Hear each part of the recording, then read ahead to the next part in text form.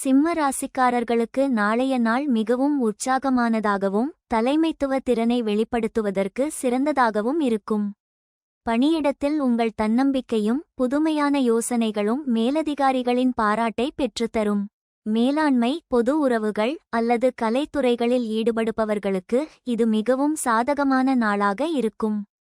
உங்கள் கவர்ச்சியான ஆளுமையும் உறுதியான முடிவுகளும் புதிய வாய்ப்புகளை உருவாக்கும்.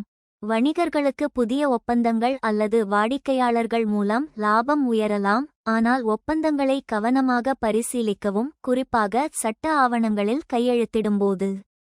நிதி விஷயங்களில் எதிர்பாராத செலவுகளை கட்டுப்படுத்துவது முக்கியம். பழைய முதலீடுகளில் இருந்து வருமானம் கிடைக்க வாய்ப்பு உள்ளது, ஆனால் புதிய முதலீடுகளுக்கு முன் நிபுணர்களின் ஆலோசனை பெறுவது நல்லது. காதல் வாழ்க்கையில் துணையுடன் உற்சாகமான இனிமையான தருணங்கள் உறவை மகிழ்ச்சிகரமாக்கும். உங்கள் கவர்ச்சியான பேச்சு மற்றும் தன்னம்பிக்கை உறவில் நெருக்கத்தை அதிகரிக்கும். திருமணமாகாதவர்களுக்கு புதிய அறிமுகங்கள் காதல் உறவாக மலர வாய்ப்பு உள்ளது. உடல்நலத்தில் இதயம், இரத்த அழுத்தம் அல்லது முதுகுவலி தொடர்பான பிரச்சினைகளுக்கு கவனம் தேவை. யோகா, மூச்சு பயிற்சிகள் அல்லது காலை நடைப்பயிற்சி மனதையும் உடலையும் புத்துணர்ச்சியாக வைத்திருக்க உதவும்.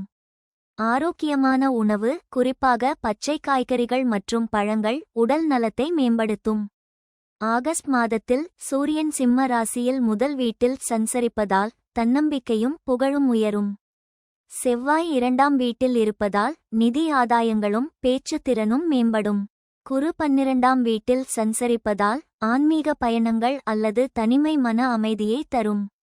சுக்கிரனின் செல்வாக்கு 12ஆம் வீட்டில் இருப்பதால் ஆன்மீக அல்லது மறைமுக செலவுகள் ஏற்படலாம்.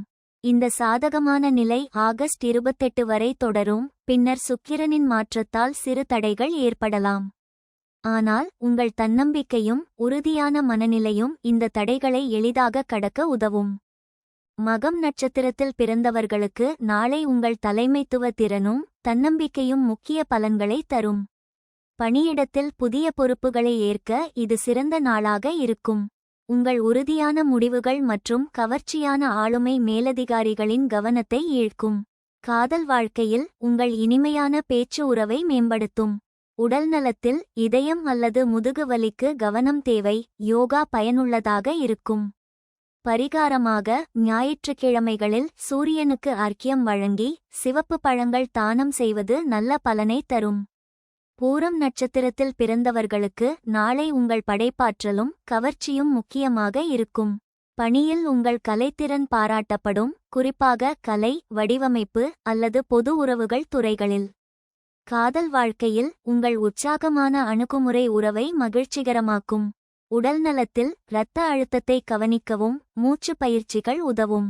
பரிகாரமாக வெள்ளிக்கிழமைகளில் லட்சுமி கோயிலில் விளக்கு ஏற்றி வெள்ளை இனிப்பு தானம் செய்வது நன்மை தரும்.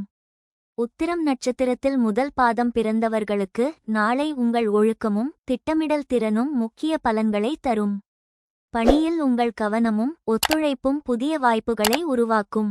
காதல் வாழ்க்கையில் உங்கள் நேர்மையான பேச்சு உறவை வலுப்படுத்தும். உடல்நலத்தில் முதுகு வலி அல்லது மன அழுத்தத்திற்கு கவனம் தேவை. தியானம் மன அமைதியை தரும்.